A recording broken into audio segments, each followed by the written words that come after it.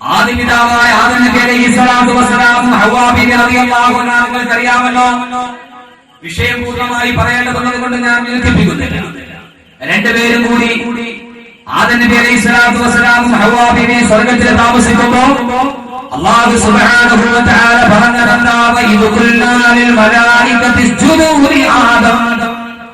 ആദം നബിയോട് സുജൂദ് ചെയ്യാൻ കൽപ്പിക്കപ്പെട്ട പിശാച് വിസമ്മതിച്ചു നിന്നപ്പോ അല്ലാഹു സുബ്ഹാനഹു വ തആല ആദം ഹവ്വാ ദമ്പതികളെ സ്വർഗ്ഗത്തിലാക്കി. എന്നിട്ട് അല്ലാഹു പറഞ്ഞു, ആദമേ വലാ തഖറബാ ഹാദിഹി ശജറ ഫതകൂനാ മിനൽ ളാലിമീൻ. ഓ ആദമേ, നിങ്ങൾ എല്ലാവരും സ്വർഗ്ഗത്തിൽ ധാരാളം പഴം കഴിച്ചുകൊള്ളുക, പക്ഷേ വലാ തഖറബാ ഹാദിഹി ശജറ, ആ വൃക്ഷത്തിൽ നിന്ന് മാത്രം പഴം കഴിക്കാൻ പാടില്ല. അങ്ങനെ അവർക്ക് ഒരു വൃക്ഷത്തിൽ മാത്രം പഴം കഴിക്കാൻ പാടില്ല എന്ന് തോന്നുന്നു. നമ്മൾ വളരെയേറെ കേട്ടിട്ടുള്ളതാണ്. അവസാനം രണ്ടുപേരും കൂടെ ഒരു വൃക്ഷത്തിൽ നിന്ന് മാത്രം കഴിച്ചില്ല. അവർ രണ്ടുപേരും കൂടെ ഇങ്ങനെ നിൽക്കുമ്പോൾ പിശാച് പാമ്പിന്റെ കൊലത്തെ വരും. അപ്പൊ പാമ്പിന്റെ കൊലത്തെ വരുന്നതൊക്കെ എപ്പോഴും എന്തായിരിക്കും? പാമ്പിന്റെ കൊലത്തെ വന്നവർക്ക് എന്തായിരിക്കും? പിശാചായിരിക്കും. ഒറിജിനൽ പാമ്പാണെങ്കിലും ശരി, 7 മണിക്ക് റോഡിന്റെ 8 സെല്ലുന്നാണ് പാമ്പാണ്. അപ്പൊ പാമ്പിന്റെ കൊലത്തെ വന്നാൽ എങ്ങനെയായിരിക്കും? പിശാചായിരിക്കും. അങ്ങനെ ഈ ശൈത്താൻ ആദം ഹവ്വാ ദമ്പതികളെ പിഴപ്പിക്കാൻ അവരുടെ മുമ്പിൽ ഒരു പാമ്പിന്റെ കോലത്തിലെത്തി എന്ന് ഖുർആൻ. ഖുർആൻ എന്താ പറയുക? സൂറത്ത് ത്വാഹ. വഇദ് ഖുൽനാ ലിൽ മലായികതി ഇസ്ജുദൂ ലി ആദം ഫസജദൂ ലില്ലാഹി ഇബ്ലീസ അബാ ഫഖുൽനാ യാ ആദം ഹൽ അദുല്ലുക അലാ ശജറത്തിൽ ഖുൽദി വമുൽകിൻ ലാ യബ്ലാ. ഓ ആദമേ, പിശാച് വന്നിട്ട് ആദമിനോട് പറയുന്നു, ആദമേ, ആ വൃക്ഷത്തിൽ നിന്ന് പഴം തിന്നരുത്. നമ്മൾ ഇങ്ങോട്ട് പറയാനുള്ള കാരണം എന്താ? ഇല്ലാന്ന് തകൂന മലക്കൈനി, ആ പഴം തിന്നാൽ നിങ്ങൾ രണ്ടുപേരും മാലാഖമാരായി പോകും. പിന്നീട് നിങ്ങൾക്ക് ആകാശത്തിൽ നിന്ന് വെളിയിലോട്ട് പോകേണ്ടി വരില്ല. ഔ തകൂന മിനൽ ഖാലിദീൻ, അതല്ലെങ്കിലോ നിങ്ങൾ കാലാകാല സ്വർഗത്തിൽ താമസിക്കുന്നവരാകും. അതുകൊണ്ടാണ് അല്ലാഹു കഴിക്കണ്ട എന്ന് പറഞ്ഞത്. അതുകൊണ്ട് ആദമേ, ആദമേ, ഞാൻ നിങ്ങൾക്കൊരു വൃക്ഷം കാണിച്ചു തരട്ടെയോ? നിങ്ങൾക്ക് ഞാൻ നിത്യ യൗവനം കിട്ടുന്ന, എന്ന് സ്വർഗത്തിൽ താമസിക്കാൻ കഴിയുന്ന, അതിലെ പഴം തിന്നാൽ എന്നും സ്വർഗത്തിൽ കിടക്കാമാലമേ, അത് നിനക്ക് ഞാൻ കാണിച്ചു തരട്ടെയോ? അല്ലാഹു പറയുകയാണ്, പിശാചുകൾക്ക് ദുർബോധനമുണ്ടാക്കി.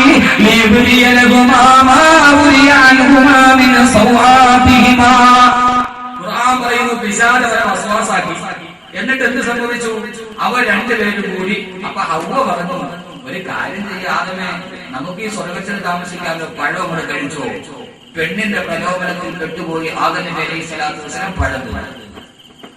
ഈ പെണ്ണ് കാരണം നമുക്ക് സംഭവിച്ച ദുരന്തവത്ത ആണുങ്ങളെന്ന് നോക്കി. പെണ്ണ് കാരണം നമുക്ക് സംഭവിച്ച ദുരന്തവല്ല.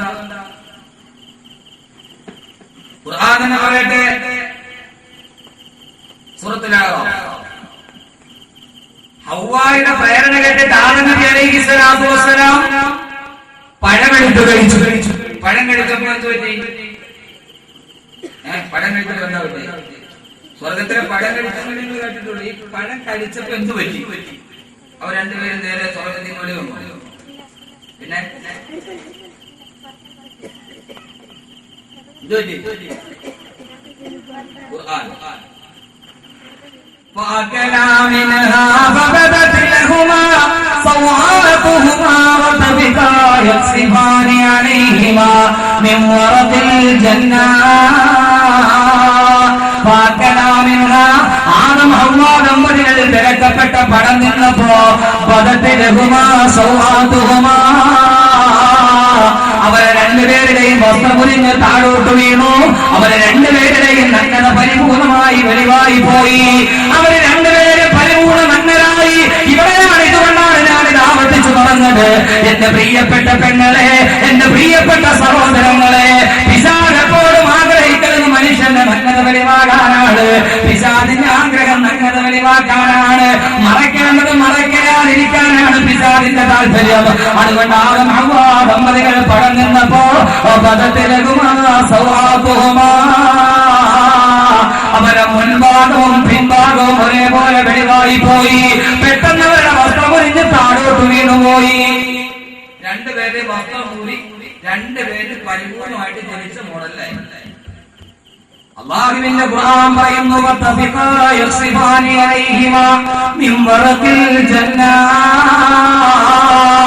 തുണിയുരിഞ്ഞ് താഴോട്ട് വീണപ്പോ നഗ്നത പ്രദർശിപ്പിക്കപ്പെട്ടപ്പോ അവര് രണ്ടുപേരെ തൊട്ടടുത്തിരുന്ന വൃക്ഷത്തിന്റെ ഇല വലിച്ചിട്ട് അവരെ മുൻഭാഗവും പിൻഭാഗവും മാത്രം മറയ്ക്കാൻ തുടങ്ങി.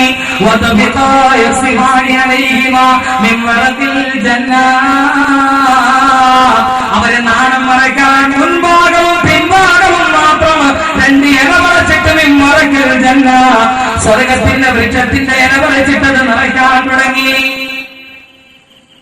പെട്ടെന്ന് അതിന് മാത്രം മറക്കാൻ കൊടുത്തു. രണ്ടര കിട്ടി ഉള്ള ഖുർആൻ. അപ്പൊ ലോകത്താദ്യമായിട്ട് പുരുഷന്റെ തുണി കുടിച്ച് താഴെയിട്ടത് പെണ്ണ് താഴ്ത്ത ഹവ്വാബിയുടെ വാക്കുകളുടെ പണം നിന്ന് കൊണ്ട് താഴ്ത്തി ഖുർആൻ. ലോക ചരിത്രത്തിന്റെ തുടക്കത്തിൽ പെണ്ണുണ്ട്, ലോക ചരിത്രത്തിന്റെ മധ്യത്തിലും പെണ്ണുണ്ട്, ചരിത്രത്തിന്റെ മധ്യത്തിലും പെണ്ണുണ്ട്. അല്ലാഹുവിന്റെ പ്രവാചകൻ ഹദീസിൽ ഞാൻ പറഞ്ഞല്ലോ, വത്തഖുൻ നിസാ, പെണ്ണിനെ നീ സൂക്ഷിച്ചു, പെണ്ണിനെ നീ സൂക്ഷിച്ചു. ആമുഖം പറയാൻ സമയത്ത് വളരെയേറെ കാര്യം പറയേണ്ടത്. അവസാനം ലോക ചരിത്രത്തിന്റെ അവസാനത്തിലും പെണ്ണ്, ചരിത്രത്തിന്റെ തുടക്കത്തിലും പെണ്ണ്, ചരിത്രത്തിന്റെ മധ്യത്തിലും പെണ്ണ്, ചരിത്രത്തിന്റെ അവസാനത്തിലും പെണ്ണുണ്ട്. ഈ ലോകാവസാനത്തിന്റെ അടയാളമായിട്ട് അല്ലാഹുവിന്റെ പ്രവാചകൻ പറഞ്ഞതെന്താ? സ്ത്രീ അവരുടെ നഗ്നത പ്രദർശിപ്പിച്ച് പുരുഷന് സ്ത്രീയുമായിട്ടുള്ള മാനസികമായ അനുരാഗം നഷ്ടപ്പെട്ട് അവസാനം പുരുഷന് സ്ത്രീയെ വേണ്ട എന്ന് പറയുന്ന ഒരവസ്ഥയിലോട്ടെത്തുമ്പോ ലോകത്തുള്ള പെണ്ണുങ്ങൾ മുഴുവനും അവരുടെ വികാരം ശമിപ്പിക്കാൻ ആണിനെ കിട്ടാതെ വരുമ്പോ കിടന്നുറങ്ങുന്ന ആണിനെ പ്രാപിക്കാൻ ഓടിപ്പോകുന്ന പെണ്ണിന്റെ കയ്യിൽ നിന്ന് രക്ഷപ്പെടാൻ വേണ്ടി ആ പാവപ്പെട്ട ആൺ ചെറുപ്പക്കാരൻ അവിടെ നിന്ന് ഓടാനുള്ളത്. ഈ പെണ്ണവനെ പുറകെ ഓടിക്കും. തന്റെ വികാര പൂർത്തീകരണത്തിന് വേണ്ടി ചെറുപ്പക്കാരെ കിട്ടാതെ വരുമ്പോൾ പെണ്ണാ ചെറുപ്പക്കാരനെ ഓടിച്ചോടിച്ച് അവസാനം ഈ വ്യാഘ്രത്തിൽ നിന്ന് രക്ഷപ്പെടാൻ വേണ്ടി ആ ചെറുപ്പക്കാരൻ ഓടി ആ പെണ്ണ് പുറകെ ഓടി വരുമ്പോ ആ ചെറുപ്പക്കാരൻ പെണ്ണിൽ നിന്ന് രക്ഷപ്പെടാൻ വേണ്ടി കാണുന്ന ഉയർന്ന വൃക്ഷത്തിന്റെ മുകളിൽ കയറും. കാലം കയറാനറിയാത്ത പെണ്ണ് ആ വൃക്ഷത്തിന്റെ താഴെ ചെറുപ്പക്കാരനെ കാത്തുകൊണ്ടിരിക്കും. അവസാനം ആരംഭപ്പൂവായ നിമിഷങ്ങൾ പറഞ്ഞു 100 വർഷം കഴിഞ്ഞിട്ടാണ് ആ ചെറുപ്പക്കാരൻ വൃക്ഷത്തിന്റെ മുകളിൽ നിന്ന് താഴെ ഇറങ്ങുന്നതെങ്കിൽ അവൻ താഴെ ഇറങ്ങുന്നത് വരെ ഈ പെൺകുട്ടി അവനെയും കാത്തുകൊണ്ട് ആ ചെറുപ്പക്കാരനെയും കാത്തുകൊണ്ട് വൃക്ഷത്തിന്റെ ചുവട്ടിൽ കാത്തു നിൽക്കുന്ന കാലം വരുമെന്ന് പ്രവാചകൻ നബി മുഹമ്മദ് മുസ്തഫ. അന്നാണ് ലോകാവസാനം ഉണ്ടാവുക. പ്രവാചകൻ ലോകാവസാനത്തിന്റെ അടയാളം പറഞ്ഞതാണ്. പെണ്ണിനെ അവളുടെ നഗ്നത പ്രദർശിപ്പിച്ച് അവസാനം പുരുഷൻ കണ്ടവന് പിന്നെ പെണ്ണിനെ വേണ്ടെന്നാവും. പെണ്ണിനെ കാണുമ്പോൾ ഒരു ചെറിയൊരു ആകർഷണമുണ്ട്. അത് അള്ളാഹ് വെച്ചിരിക്കുന്ന ഈ ആകർഷണം മാറും. പയ്യന്മാർ ഇങ്ങനെ നിൽക്കുമ്പോ റോഡിന്റെ സൈഡിൽ ഒരു പെണ്ണ് പോകും. ആരാണെങ്കിലും ഒന്ന് ജസ്റ്റ് ഒന്ന് നോക്കും. ഇല്ലേ? നോക്കൂല്ലയോ? ചെറുപ്പക്കാരെ സൈഡിൽ ഒരു പെൺകുട്ടി പോകും. നമ്മൾ ഒന്നും നോക്കൂല. വലിയ സൂര്യമാണ് ഉള്ളതെന്ന് ഒന്ന് നോക്കി പോകും. കാരണം എന്താ? അത് സ്വതസിദ്ധമായി മനുഷ്യന്റെ ഉള്ളിലെന്താണ്? പുരുഷനും പെണ്ണും തമ്മിൽ ഒരു അനുരാഗത്തിന്റെ ഏതോ ഒരു കാണാൻ കഴിയാത്ത സ്പർശം. അല്ലാഹു പറഞ്ഞില്ലേ, ഞാൻ അവരുടെ ഇടയിൽ പരസ്പരം ഒരു ബന്ധം. ഏത് കുട്ടുപാണേലും നോക്കും. അതുകൊണ്ട് അള്ളാഹ് പറഞ്ഞു, ഒരു പ്രാവശ്യം നോക്കാം. ഒറ്റ പ്രാവശ്യം നോക്കാം. അള്ളാഹുവിന്റെ ഒരു പെണ്ണതിലൂടെ നടന്നു പോകുമ്പോൾ ഒരു പ്രാവശ്യം നിനക്ക് നോക്കാം. അതും മനുഷ്യന്റെ ഇടയിൽ അള്ളാഹു സൃഷ്ടിച്ച ബന്ധമാണ്. പക്ഷേ രണ്ടാമതൊന്നുകൂടി നോക്കൽ. രണ്ടാമത് ആ പെണ്ണിനെ തുറച്ചു നോക്കുന്നത്, അവളുടെ ശരീരത്തിന്റെ അങ്കരാവണ്യത്തെ ശ്രദ്ധിച്ചു നോക്കുന്നത്, അത് പിശാചിന്റെ ദുർബോധനമാണെന്ന് മുഹമ്മദ് റസൂലുള്ളാഹ്. ഒന്നും നോക്കാൻ കുഴപ്പമില്ല. രണ്ടാമത് ഒന്നുകൂടി നോക്കിയാൽ പിള്ളേരോർക്ക് രണ്ടാമത് ഒന്നുകൂടി നോക്കിയാലല്ലേ കുഴപ്പമുള്ളൂ. അപ്പൊ ആദ്യം നോക്കണം. അങ്ങനെയാണെന്ന് കരുതിക്കൊണ്ടിരിക്കുക. എടുത്തു നോക്കിയാലല്ലേ കുഴപ്പമുള്ളൂ. ഇത് അറിയാതെ നോക്കണ കുഴപ്പമില്ല. അള്ളാഹുവിന്റെ പ്രവാചകൻ പറഞ്ഞു, ഈ ബന്ധം നഷ്ടപ്പെട്ടു. പുരുഷന് സ്ത്രീയെ വേണ്ടതാകും. ആരും ഭയപ്പെടേണ്ട. പ്രവാചകന്റെ അധ്യാപനമാണിത്. ആശങ്ക വേണ്ട. അവസാനം ആണിന് പെണ്ണിനെ വേണ്ടാതാകും. ആണിന് പെണ്ണിനെ വേണ്ടാതാകും. ഇന്ന് ഫ്രിഡ്ജ് മേടിച്ചു തന്നാൽ മിക്സി മേടിക്കുന്ന എന്റെ നാട്ടിൽ വീട്ടിൽ പോകും. പണ്ടാരടങ്ങാൻ മേടിച്ചു തന്ന കഴിഞ്ഞിരിക്കും. അവസാനം നിന്റെ ഒരു കുടുംബവും പഠിക്കൂല. ആണിന് പെണ്ണിനെ വേണ്ടതാവും. ആവൂലേ? ആകും കാരണം ലോകത്ത് 90% മുസ്ലിമീങ്ങൾ വികസിക്കുന്ന ഇന്തോനേഷ്യ നോക്ക്. ആ ഇന്തോനേഷ്യയിൽ ടൂറിസത്തിന്റെ പേരും പറഞ്ഞ് കടൽ കടന്നു വന്ന സായിപ്പിന് ചൂടും പകരാൻ ഇന്തോനേഷ്യയിലെ പെണ്ണുങ്ങളെ തുണി മറച്ചിട്ടിട്ട് ആറാം പറഞ്ഞു വിട്ടപ്പോ, ടൂറിസത്തിന്റെ പേര് പറഞ്ഞിട്ട് പെണ്ണും മറക്കേണ്ടത് മറക്കാൻ അടിനാട് നടന്നപ്പോ, ടൂറിസത്തിന്റെ പേരിൽ ലോകത്ത് മുഴുവൻ സ്ത്രീയുടെ നിയന്ത്രണത്തിന്റെ പേര് കെട്ടിടകർന്നപ്പോ, ഇന്തോനേഷ്യയിലെ ചെറുപ്പക്കാർ മുഴുവൻ കിടന്നു വരുന്ന ബെഡ്റൂമിന്റെ ചുവരിൽ നഗ്നരായി നിൽക്കുന്ന ആൺകുട്ടികളുടെ ഫോട്ടോയും വെച്ചുകൊണ്ടിരിക്കുന്നു എന്ന് ഇന്തോനേഷ്യയുടെ ചരിത്രം സാക്ഷ്യപ്പെടുത്തുമ്പോ, ഇൻഷാ അല്ലാഹ് നമ്മുടെ പെണ്ണുങ്ങൾ മുഴുവനും ഈ രീതിയിൽ അരിഞ്ഞാടി നടക്കുന്ന കാലത്തോട്ട് വന്നാൽ അവസാനം പ്രകൃതിയിൽ തന്നെ അല്ലാഹു നിശ്ചയിച്ച ആണും പെണ്ണും തമ്മിലുള്ള അദൃശ്യമായ ബന്ധം നഷ്ടപ്പെട്ട് അവസാനം ആണിന് പെണ്ണിനെ പോലും ആവശ്യമില്ലാതെ ഒരു ആണിനെ ആവശ്യ ബുദ്ധീകരണത്തിന് വേണ്ടി പെണ്ണ് ഓടിക്കുന്ന കാലം വരുമെന്ന് ആദരവായ പ്രവാചകൻ നബി മുഹമ്മദ് മുസ്തഫ. ഈ സുന്ദരിയായ പെണ്ണ് ഓടിച്ചോടിച്ച് അവസാനം ഈ ആളുകളിൽ നിന്ന് രക്ഷപ്പെടാൻ വേണ്ടി മരത്തിന്റെ മുകളിൽ കയറിയിരിക്കും. ഈ പുരുഷൻ 10 വർഷം കഴിഞ്ഞിട്ടാണ് ഇറങ്ങി വന്നെങ്കിലും പെണ്ണ് അവനെ കാത്തിച്ച് മരത്തിന്റെ ചോട്ടിലുണ്ടാവും. ചെറുപ്പാലക്കാർ ഓരുക പടത്തോലെ അതുവരെ ആയുസിൽ വേണ്ടി തന്നെ അള്ളാഹുവായിരുന്നു. അപ്പൊ ചരിത്രത്തിന്റെ അവസാനത്തിലും പെണ്ണിന്, ലോകത്തിന്റെ തുടക്കത്തിലും മധ്യത്തിലും അവസാനത്തിലും പരിചയപ്പെടുത്തപ്പെട്ട ഈ പെണ്ണ്, ലോകത്തെല്ലാവരും പരാമർശവിധേയമാക്കപ്പെട്ട ഈ പെണ്ണിനെ സംബന്ധിച്ചോളം അല്ലാഹുവിന്റെ വിശുദ്ധമായ ഖുർആന്റെ പ്രഖ്യാപനം എന്താ? ഇവിടെയാണ് ഞാൻ എന്റെ വിഷയത്തിലോട്ട് കിടക്കുന്നു. ഖുർആനിലെ സ്ത്രീ ആരാ? ഖുർആനിലെ സ്ത്രീ അല്ലാഹുവിന്റെ വിശുദ്ധമായ ഖുർആൻ 4 സ്ത്രീകളെയാണ് ഖുർആനിൽ പരിചയപ്പെടുത്തിയത്. 4 സ്ത്രീകൾ. ഈ സൂറത്ത് തഹ്രീമിന്റെ അവസാന ഭാഗം എന്റെ പ്രിയപ്പെട്ട സഹോദരിമാർ, എന്റെ പ്രിയപ്പെട്ട സഹോദരന്മാർ ഓർമ്മിച്ചുകൊള്ളുക. എന്നിട്ട് നമ്മുടെ സഹോദരിമാർക്ക് പറഞ്ഞു കൊടുക്കുക. അല്ലാഹുവിന്റെ ഖുർആൻ പറയുന്നു, ലോകത്തുള്ള മുഴുവൻ ലോകാവസാനം വരുന്ന പെണ്ണുങ്ങൾക്ക് റോൾ മോഡലാക്കാൻ ലോകത്തിലെ ഏറ്റവും നല്ല, ലോകത്തിലെ ഏറ്റവും വലിയ റോൾ മോഡലായ പെണ്ണ് 4 പെണ്ണുങ്ങളെ ഖുർആൻ പറയുക. 4 പറഞ്ഞാൽ നമുക്ക് തിരിയാൻ എത്ര പൂജ്യന്റെ രമന്തേ തത്ര ദേവത. ആശഭാരതത്തിന്റെ ഏറ്റവും വലിയ മുദ്രാവാക്യം തന്നെ എന്താ? എത്ര നാരീസ്തു പൂജ്യന്റെ രമന്തേ തത്ര ദേവത. സ്ത്രീ എവിടെ ആദരിക്കപ്പെടുന്നുവോ, സ്ത്രീ എവിടെ ബഹുമാനിക്കപ്പെടുന്നുവോ അവിടെ ദേവന്മാരുടെ വാസസ്ഥലമാണെന്നാണ് ആശഭാരതത്തിന്റെ ഏറ്റവും വലിയ ഹൈന്ദവ സനാതന ധർമ്മത്തിന്റെ ഏറ്റവും വലിയ മുദ്രാവാക്യം. എത്ര നാരീസ്തു പൂജ്യന്തേ രമന്തേ തത്ര ദേവത. സ്ത്രീ എവിടെ ആദരിക്കപ്പെടുന്നു അവിടെയാണ് ഏറ്റവും വലിയ ദേവന്മാരുടെ വാസസ്ഥലം ഉണ്ടാകുക. അങ്ങനെ പറയുന്ന ഏറ്റവും വലിയ സനാതന ഹൈന്ദവ ധർമ്മത്തിന്റെ ആശഭാരതത്തില ഒറീസയിൽ പാവപ്പെട്ട കന്യാസ്ത്രീ പെണ്ണിന് 20ഓളം വരുന്ന കാവാലികമാർ ഒറീസയുടെ മണ്ണിൽ പൂർണ്ണമായി മാനഭംഗം ചെയ്ത് ആ പാവപ്പെട്ട കന്യാസ്ത്രീ സഹായത്തിന് വേണ്ടി കൈവിട്ട് അലവിളിച്ചപ്പോ ലോകത്തിൽ രക്ഷ നൽകേണ്ട നിയമപാലകർ പോലും ആ പാവപ്പെട്ട പെണ്ണിന് നേരെ കണ്ണുതിരിച്ചപ്പോ സ്ത്രീ ആദരിക്കപ്പെടുന്നിടത്താണ് ദേവന്മാർ വസിക്കുന്നതെന്ന് പറഞ്ഞ ആർഷഭാരതത്തിന്റെ 7 പാരമ്പര്യം പറയുന്നവരാ ഒറീസയിലെ പാവപ്പെട്ട പെണ്ണിന്റെ മാനപ്പിച്ച് ചീന്തിയത്. സ്ത്രീ ആദരിക്കപ്പെടുന്നിടത്താണ് ദേവന്മാർ പ്രത്യക്ഷപ്പെടുന്നു എന്ന് പറഞ്ഞ ആർഷഭാരതത്തിന്റെ മണ്ണിലെ ഗുജറാത്തിലെ പാവപ്പെട്ട പെണ്ണിന്റെ നിറഗർഭിണിയായ പാവപ്പെട്ട പെണ്ണിന്റെ വയറ്റിലോട്ട് തൃശൂരം കുത്തിയിറക്കി അവളുടെ വയറ്റിനുള്ളിൽ കിടന്ന നവജാത ശിശുവിനെ കുത്തിയെടുത്ത് ആ പാവപ്പെട്ട ശൈശവത്തെ പെട്രോളടിച്ച് കത്തിച്ചരിച്ച് ചാമ്പലാക്കുമ്പോ സ്ത്രീ ആദരിക്കപ്പെടുമ്പോൾ ദേവന്മാരാണ് അവിടെ വസിക്കുക എന്ന് പറഞ്ഞ ആർഷഭാരതത്തിന്റെ ധർമ്മം എവിടെ പോയി? ആർഷഭാരതത്തിന്റെ ധർമ്മം? പാകിസ്ഥാൻകാരിയായ ലൈലാ ബീഗം എന്ന് പറയുന്ന പെൺകുട്ടി തന്റെ ജീവിതത്തിൽ പ്രശ്നങ്ങൾ ഉണ്ടായപ്പോ അവൾ ആത്മഹത്യ ചെയ്യാൻ തീരുമാനിച്ചു. അവൾ എഴുന്നേറ്റിട്ട് വീട്ടിൽ നിന്ന് ഇറങ്ങിപ്പോയി ധനം നദിയിലേക്ക് എടുത്തിട്ടാണ് ആത്മഹത്യ ചെയ്യാൻ. പക്ഷേ അവൾ ഒഴുകി വന്നത് ഇന്ത്യൻ കാശ്മീരിന്റെ ഭാഗത്തേക്കായിരുന്നു.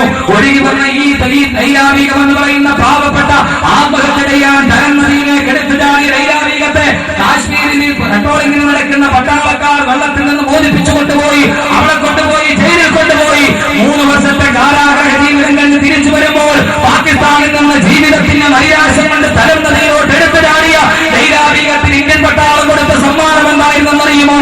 2 വയസ്സ് പ്രായമുള്ള ഓമന കുഞ്ഞ്. ആ പാവപ്പെട്ടവൻ ആത്മഹത്യ ചെയ്യാൻ നദിയിലോട്ട് ചാടിയ പെണ്ണ് അതിനേക്കാൾ വലിയ ദുരിതത്തിലേക്ക് പട്ടാള ക്യാമ്പിൽ ക്രൂരമായി പീഡിപ്പിക്കപ്പെടുമ്പോ കാശ്മീരിന്റെ മണ്ണിൽ കൈയും കാലും കെട്ടിയെറിയപ്പെട്ട് പട്ടാള ക്യാമ്പിൽ നിന്ന് ക്രൂരമായി ബലാത്സംഗം ചെയ്യപ്പെട്ട് വലിച്ചെറിയുന്ന മാലികാലീഗത്തിന്റെ മുന്നിൽ വെച്ചുകൊണ്ട് തോന്നിക്കട്ടെ എത്ര നാരീസ്തും പൂച്ചന്തേരമന്തേരത്ര ദേവത പെണ്ണവിടെ ആദരിക്കപ്പെടുന്നുവോ അവരുടെ ദേവന്മാരുടെ വാസസ്ഥലമാണെന്ന് പഠിപ്പിച്ച ആശഭാരതത്തിന്റെ മണ്ണിനോട് ഒരു പാവപ്പെട്ട പെണ്ണിനോട് ഇത്രയേറെ നിഷ്ഠൂര കർമ്മം നടത്തുക. നിഷ്കാമ കർമ്മമാണ് ഭാരതത്തിന്റെ മുഖമുദ്ര. നിഷ്കാമ കർമ്മം. നിഷ്കാമം മോഹം പാടില്ല, കർമ്മമേ പാടില്ല.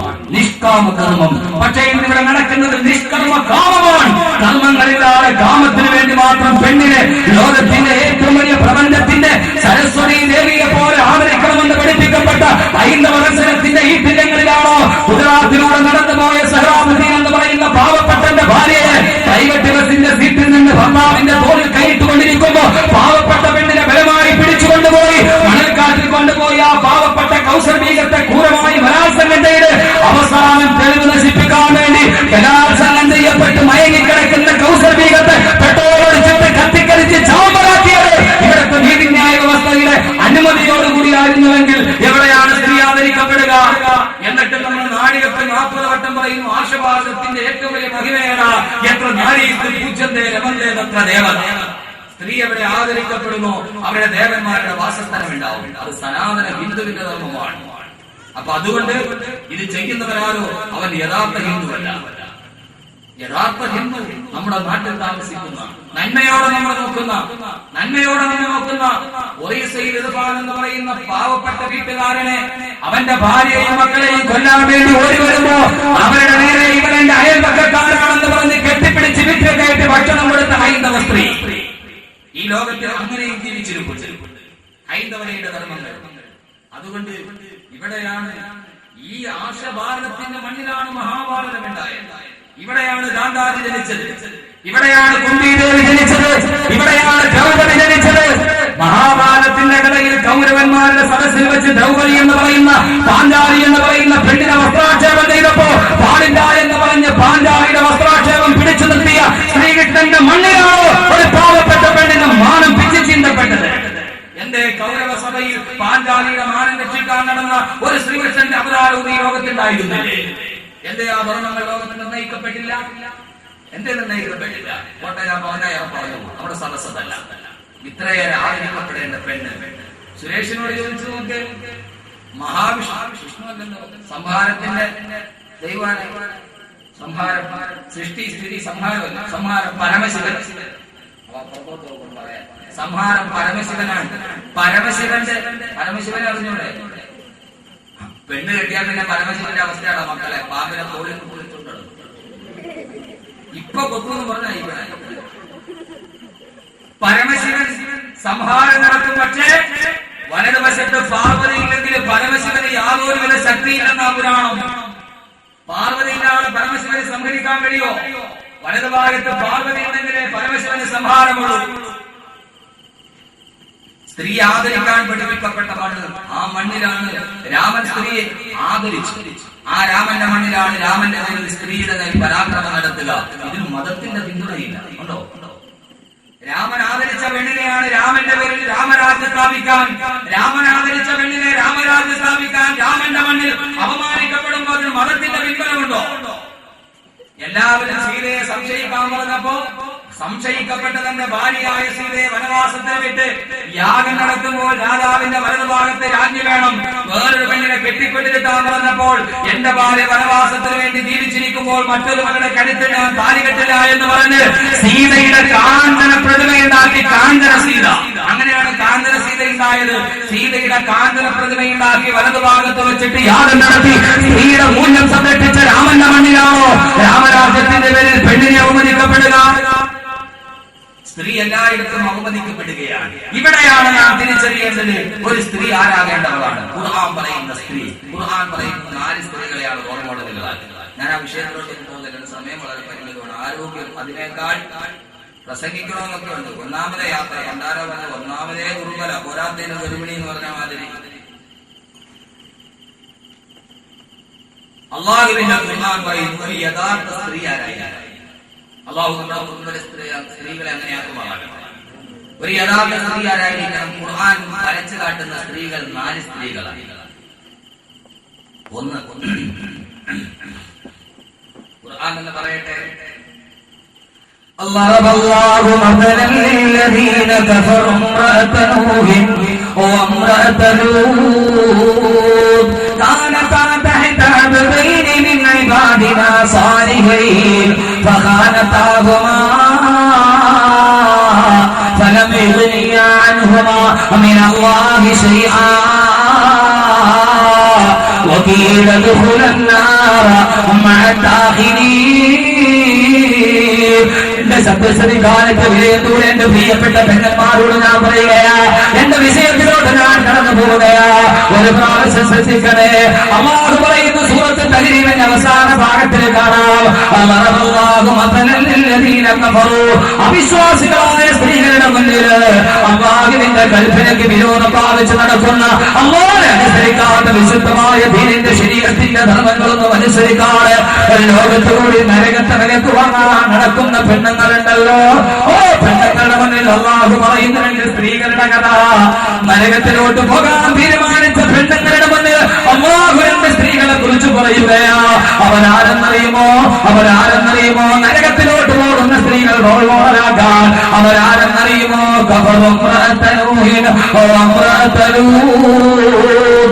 അല്ലാഹുവിന്റെ പ്രവാചകനായ ലൂത്ത് നബിയുടെയും അല്ലാഹുവിന്റെ പ്രവാചകനായ നൂഹ് നബി അലൈഹിസ്സലാത്തു വസ്സലാമിന്റെയും ഭാര്യമാരെയാണ് അല്ലാഹു പറയുക. നരകത്തിലോട്ട് പോകാനുള്ള പെണ്ണുങ്ങൾക്ക് അല്ലാഹു പറയുന്നു, നിങ്ങളുടെ റോൾ മോഡലാരാ? അല്ലാഹുവിന്റെ പ്രവാചകന്മാരായ നൂഹ് നബിയുടെയും ലൂത്ത് നബിയുടെയും ഭാര്യ. ഒന്ന് ആലോചിച്ച് നോക്കി. നരകത്തിലോട്ട് പോണോ? നീ ഇവരുടെ കൂടെ പോയാൽ മതി. ആരുടെ കൂടെ? നൂഹ് നബിയുടെ ഭാര്യയുടെ കൂടെ, ലൂത്ത് നബിയുടെ ഭാര്യയുടെ കൂടെ. ആരാണ്? സാധാരണക്കാരാണോ? 2 പ്രവാചകന്മാരുടെ ഭാര്യ. പക്ഷെ അവർ ചെന്നു പറ്റിപ്പോയി. അല്ലാഹു തന്നെ പറയട്ടെ എന്താ അവർക്ക് പറ്റിയത്? അല്ലാഹു പറയുകയാ, ഫലം യുഗ്നിയാൻഹുമാ മിനല്ലാഹി ശൈആ. അവർ അല്ലാഹുവിന്റെ അടുക്കൽ നിന്ന് 2 പ്രവാചകന്മാരുടെ ഭാര്യമാരാകാൻ ഭാഗ്യം ലഭിച്ചിട്ട് ഇതിനേക്കാൾ വലിയ ഭാഗ്യമുണ്ടോ? ലോകത്തിലെ ഏറ്റവും വലിയ അനുഗ്രഹത്തിന്റെ ഉടമയായ ഭാര്യയാരാ? ലോകത്തിലെ ഏറ്റവും ഭാഗ്യം കിട്ടിയ പെണ്ണാരാ? അഭിഷേക് ബച്ചന്റെ ഭാര്യാമൃതം അലങ്കരിച്ചു പോയ ഐശ്വര്യാറായിയല്ല, അഭിഷേക് ബച്ചന്റെ കടപ്പുറം കിട്ട ഐശ്വര്യാറായിയാണോ? അതല്ലോ അല്ലാഹുവിന്റെ വഹിയേറ്റുവാങ്ങിയ വിശാലത്തിന്റെ ശരീരത്തോട് കെട്ടിപ്പിടിച്ചു പരിരംഭണം ചെയ്ത് കിടന്നിറങ്ങാൻ ഭാഗ്യം ലഭിച്ച വഹിയുമായിട്ട് വരുമ്പോ ആ വഹിയേറ്റുവാങ്ങിയ ശരീരത്തോട് കെട്ടിപ്പിടിച്ച് കിടപ്പുറം കിടാൻ ലോകത്തിലെ വരെ തെറ്റ് ചെയ്തിട്ടില്ലാത്ത ഒരു കരാരത്തോട് ചെയ്തിട്ടില്ലാത്ത അല്ലാഹു എല്ലാ വിധത്തിലും സുരക്ഷിതമാക്കി അല്ലാഹു തെരഞ്ഞെടുത്ത ലോകത്തിലെ ഏറ്റവും പരിശുദ്ധമായ ശരീരത്തോട് കെട്ടിപ്പിടിച്ച് കിടപ്പറം കിടാൻ ഭാഗ്യം ലഭിച്ചിട്ടും ലൂത്ത് നബി, നൂഹ് നബി എന്ന 2 നബിമാരുടെ ഭാര്യമാരായിരുന്നിട്ടും അല്ലാഹു പറയുകയാ, ഫലം യുഗ്നിയാൻഹുമാ മിനല്ലാഹി ശൈആ. അവർ അല്ലാഹുവിന്റെ അടുക്കൽ നിന്ന് ഒരു കാര്യവും അവർക്ക് പ്രയോജനമുണ്ടായില്ല. നബിമാരെ കെട്ടിപ്പിടിച്ച് കിടന്നിട്ട് അവിടെ ഒരു പെണ്ണും പറയണ്ട, എന്റെ ഭർത്താവ് മുനിയാരാ, ഞാനങ്ങ് സ്വർഗത്തിൽ പോകും, എന്റെ ഭർത്താവ് തങ്ങളാ, ഞാനങ്ങ് പോകും, എന്റെ വാപ്പ ആരെന്നറിയാവോ, എന്റെ വാപ്പ ആരാന്നറിയാവോ, അതുകൊണ്ട് ഞാനങ്ങ് പോകും ആരും പറയണ്ട. ഇസ്ലാമിൽ പാരമ്പര്യത്തിന്റെ പേരിൽ സ്വർഗമില്ല. ഉണ്ടോ? പാരമ്പര്യത്തിന്റെ പേരിൽ വാപ്പായുടെ ചേർത്തിട്ട് സ്വർഗമുണ്ടോ? ഉണ്ടോ? അങ്ങനെ ഉണ്ടെങ്കിൽ അല്ലാഹുവിന്റെ റസൂൽ പറഞ്ഞതെന്താ? മോളെ ഫാത്തിമ, നൂഹിന്റെ രണാങ്കണത്തിൽ രക്തസാക്ഷിയാണെങ്കിൽ അവന്റെ നെഞ്ചിലേക്ക് കൂർത്ത അമ്പുകൾ വന്നിട്ട് തുളച്ചു കയറിയിട്ട് എന്റെ മകന്റെ കരളും പിളർന്നുകൊണ്ടത് വെളിയിലോട്ട് വരുമ്പോ എന്റെ മകൻ വേദനയോടെ താഴോട്ട് നിലവിളിച്ചോടിയെ അറിയാൻ താല്പര്യമില്ല ഹാരിസാക്ക്. എന്റെ മകന്റെ നെഞ്ചിലോട്ട് കൂരമ്പുകൾ പിടച്ചു കയറി അവന്റെ രക്തം മുട്ടിച്ച് താഴോട്ട് വീഴുമ്പോ അവസാനം നാവ് തളരുമ്പോൾ വെള്ളം എന്നവൻ നിലവിളിച്ചോടിയെ അറിയാൻ താല്പര്യമില്ല ഹാരിസാക്ക്. അല്ലാഹുവിന്റെ റസൂലേ എന്റെ മകന്റെ ശരീരം മയങ്ങി തലോടി അവൻ താഴേക്ക് വീഴുമ്പോ അവസാനം മരണത്തിലോട്ട് കണ്ണുകൾ മയങ്ങി വീഴുമ്പോ ആ സമയത്ത് ഉമ്മ എന്ന് വിളിച്ച് എന്നെ ഓർത്ത് വിളിച്ചോ നബിയെ അറിയാൻ താല്പര്യമില്ല ഉമ്മഹാരിതാക്ക്. പിന്നെ ഉമ്മഹാരിതാക്ക് അറിയേണ്ടതുണ്ട് മരിക്കപ്പെട്ട മോൻ ശഹീദാക്കപ്പെട്ട മോൻ അവൻ മരണസമയത്ത് ഉമ്മ എന്ന് വിളിച്ചു നിലവിളിച്ചോയാ അവന്റെ മുമ്പിലൂടെ മരണം തട്ടിക്കളിക്കുമ്പോ ഒരു നോക്ക് പൊന്നുമാന്റെ മുഖം കാണാൻ ഉമ്മ എന്ന് നിലവിളിച്ചോ നബിയെ അത് പറയാൻ താല്പര്യമില്ല. പിന്നെയോ ഉമ്മഹാരിത ചോദിക്കുന്നത് എന്തായാ റസൂലല്ലാഹ് എന്റെ മകനെങ്ങാനും രക്തസാക്ഷിയായി പോയാൽ അവൻ നാളെ സ്വർഗത്തിന്റെ ഉടമയാണെങ്കിൽ അവൻ മരണപ്പെട്ടതിന് എനിക്ക് ദുഃഖമില്ല നബിയെ. അതല്ല ഇത് നാളെ അവനെങ്ങാനും നരകത്തിന്റെ അവകാശിയായി പോയാൽ അവനെ ഓർത്ത് ഞാൻ കരഞ്ഞുകരഞ്ഞ എന്റെ കണ്ണുനീര് വറ്റിപ്പോകും നബിയെ. എന്റെ മകന്റെ വെട്ടിമുറിക്കപ്പെട്ട കൈകാലുകൾക്ക് പകരമായി അവന്റെ വലിച്ചെറിയപ്പെട്ട അവന്റെ കരളുകൾക്ക് പകരമായി പിഴുതെറിയപ്പെട്ട അവന്റെ ശരീരത്തിന്റെ അവയവങ്ങൾക്ക് പകരമായി ആ യുദ്ധപ്പറമ്പിലൂടെ തടം തട്ടി ആ തുടങ്ങിയ രക്തത്തുള്ളികൾക്ക് പകരമായി നാളെ അവനെ സ്വർഗത്തിൽ കാണാൻ നബിയെ. എന്റെ മകനെ എനിക്ക് നാളെ സ്വർഗത്തിൽ വെച്ച് ഞാനിവിടെ നിന്ന് മരിച്ചു പോകുമ്പോ എന്റെ പൊന്നുമോനെ സ്വർഗത്തിന്റെ സോപാനങ്ങളിൽ എനിക്ക് കാണാൻ കഴിയുമോയാ അല്ലാഹുവിന്റെ റസൂൽ സല്ലല്ലാഹു അലൈഹി വസല്ലം കരയണ്ട വഇന്ന ബിനക അസാബ ജന്നത്ത് ഫിർദൗസുൽ അഅ്ലാ വഇന്ന ബിനക അസാബ ജന്നത്ത് ഫിർദൗസുൽ അഅ്ലാ നിന്റെ മകനമായ അത്യുന്നതമായ ജന്നത്തുൽ ഫിർദൗസ് കരസ്ഥമാക്കി മുഹാരിസ. ചിരിച്ചുകൊണ്ട് ചിരിച്ചു മുഹാരിസ മരണപ്പെട്ട മകൻ നാളെ അവൻ സ്വർഗത്തിലാണ് നബിയെ. നമുക്ക് ആർക്കെങ്കിലും അറിയണോ ഇത്? നമുക്ക് കടന്നു കയറും അടുത്ത ഐഡിയ സ്റ്റാർസിന്റെ രണ്ടാമത്തെ എല്ലാവരും എന്റെ കൊച്ചിന് ഒരു SMS വിട്ടേക്കണേ. സഹാബാക്കളുടെ ഭാര്യമാരുടെ ചിന്ത എന്താ? എന്റെ മോനെ സ്വർഗത്തിൽ കാണാൻ പറ്റുമോ? നമ്മുടെ ചിന്ത എന്താ? ഏഷ്യാനെറ്റിൽ കാണാൻ പറ്റും. എന്റെ പ്രിയപ്പെട്ട സഹോദരിമാരെ, ഖുർആൻ പറയുന്നവർക്ക് സ്വർഗത്തിൽ പോകണം, സ്വർഗത്തിൽ പോകണം. മക്കളെ തർബീയത്ത് നടത്തിയ ഒരു ഉത്തമ വീട്ടമ്മയായി. ഇന്ന് ലോകത്തിന്റെ ഏറ്റവും വലിയ പ്രശ്നം ഏതാ? ലോകത്തിന്റെ ഏറ്റവും വലിയ പ്രശ്നം ഏതാ? കൗമാരമാണ്, യൗവനമല്ല. പണ്ടൊക്കെ നമ്മൾ പറയുന്നു വഴിതെറ്റിയ യുവതാണ്. വഴിതെറ്റിയ യുവതയല്ലേ ഇപ്പൊ പ്രശ്നം, വഴിതെറ്റിയ കൗമാരമാണ് പ്രശ്നം. 10-12 ഇന്നലെ കണ്ടില്ലേ സ്കൂളിന്റെ ക്ലാസ്സിന്റെ ഉള്ളിൽ 3 പെൺകുട്ടികൾ ആത്മഹത്യ ചെയ്തു. കാരണം അറിഞ്ഞില്ലേ? ഇന്നത്തെ പത്രം കഴിഞ്ഞല്ലേ? ഇന്നത്തെ പത്രം നാളെ കാരണം 3 പെൺകുട്ടികൾ. വഴിതെറ്റുന്ന യൗവനമല്ല, വഴിതെറ്റുന്ന കൗമാരമാണ് പ്രശ്നം. 10-12 വയസ്സുള്ള കുട്ടികളെയാണ് നമ്മൾ വല്ലാതെ സൂക്ഷിക്കേണ്ട ഒരവസ്ഥ. അള്ളാഹു കാത്തുരക്ഷിക്കട്ടെ, അള്ളാഹു കാത്തുരക്ഷിക്കട്ടെ. ഇവിടെ വെച്ചൊരു ആമീൻ പറയാം, അമ്മ ആമീൻ പറഞ്ഞു എന്തെങ്കിലും പറയും. നമ്മളെങ്ങനെയാണ് അറിയോ? കതിരിലെ വളം വെക്കും. നമ്മളെന്ത് ചെയ്യും? കതിരിലെ വളം വെക്കുള്ളൂ. കതിരി വളം വെച്ചാൽ ചീഞ്ഞു പോകില്ലേ? ചെറുപ്പത്തില് മൂട്ടിൽ വളം വെക്കണം. മൂടന്നല്ലേ വളർന്നത്? ഇവിടെ എന്താണ് അള്ളാഹു? അദ്ദേഹത്തിന് ഈരാറ്റുപേട്ട ഭാഷയാണ്. എനിക്ക് കാണാറില്ല. ഈരാറ്റുപേട്ട പകുതി മലയാളവും പകുതി തമിഴും. സാമ്പാർ കൂട്ടറ കൂട്ട് കസനം വിളുന്നാട്ട വിളുന്നുണ്ട്.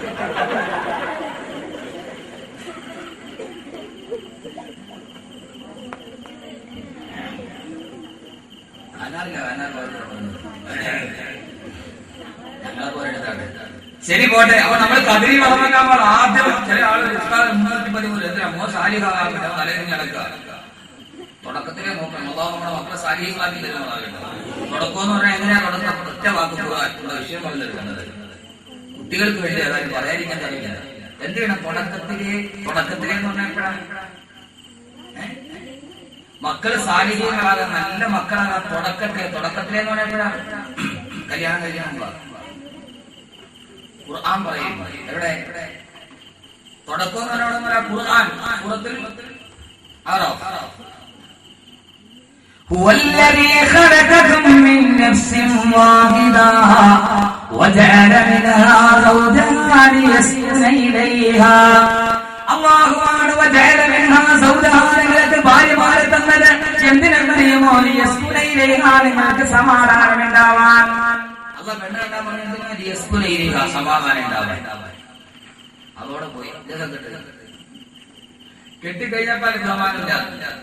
അപ്പൊ അള്ളാഹ് പറയുന്നു വിവാഹം കഴിക്കണം എന്തിനാ? സമാധാനം ഉണ്ടാകാൻ. എന്നിട്ട് എന്ത് ചെയ്യണം? അള്ളാഹ് പറയുന്നു കല്യാണമൊക്കെ കഴിഞ്ഞു, അവൻ അവളെ പൊതിഞ്ഞു കഴിയുമ്പോ അവനും അവളും കൂടി കിടപ്പറ പങ്കിട്ട് കഴിയുമ്പോൾ വിവാഹം കഴിഞ്ഞു. മധുരിജുവിന്റെ മൗനാനുരാഗത്തിന്റെ സമഞ്ജസ മേഖലകളിലൂടെ അവർ ഇരുവരെ കടന്നു ചെല്ലുമ്പോ അവൻ അവളെ പൊതിഞ്ഞു കഴിയുമ്പോൾ എന്ന് പറഞ്ഞാൽ അവനും അവളും കിടപ്പറ പങ്കിട്ട് കഴിയുമ്പോൾ പിന്നീട് എന്താ സംഭവിക്കുക? ഖുർആൻ പറയട്ടെ, അമലത്ത് അംലൻ ഖഫീഫാ,